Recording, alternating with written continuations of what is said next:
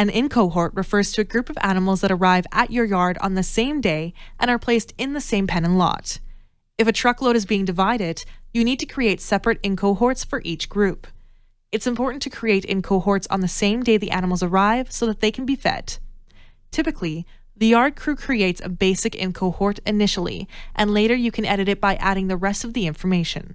Alternatively, you can also create a completely new in-cohort from the office if you prefer. Let's go through the process of editing an in-cohort created by the yard crew.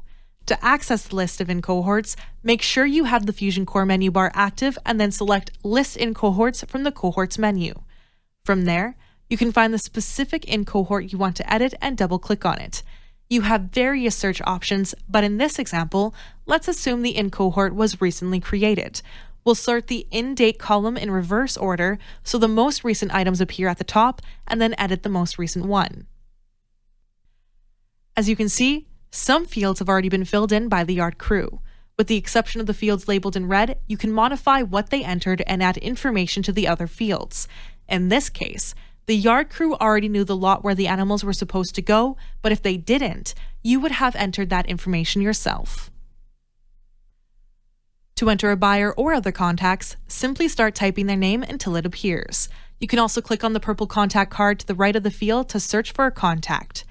Alternatively, right-clicking the contact card allows you to create a contact on the spot, making it available for entry. The extra info section can be utilized once the cattle have been paid for, along with a couple of additional fields for tracking information. The yard crew would have entered a weight value, but it may not be entirely accurate. They are encouraged to provide their best estimate when the exact weight is not available, so that Fusion has enough information to perform feeding and growth-related calculations right away. Once you've entered the correct values, you can mark the weights are accurate checkbox. By the way, make sure to set the pay weight to either the gross or net weight, depending on your yard's preference. The next section is where you can enter the dollar amount and check it off when it's accurate.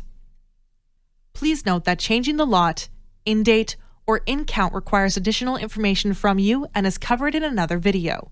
It's best to ensure that this information is entered correctly from the beginning.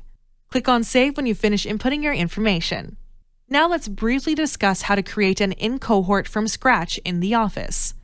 With the in-cohorts list window open, you can click the New button, or alternatively, choose New in-cohort from the Cohorts menu.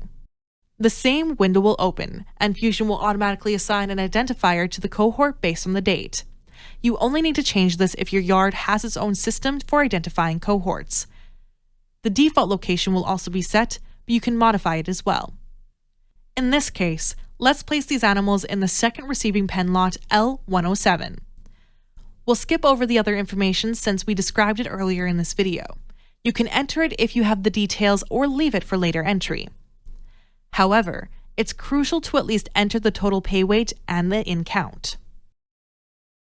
While it is technically possible to backdate an in-cohort as you create it, we strongly recommend creating cohorts on the same day the cattle arrive. This will ensure a much smoother experience in Fusion. Take a moment to verify the accuracy of the information and then click the Save button. These animals are now in the system and the feed trucks will become aware of them after their next full sync.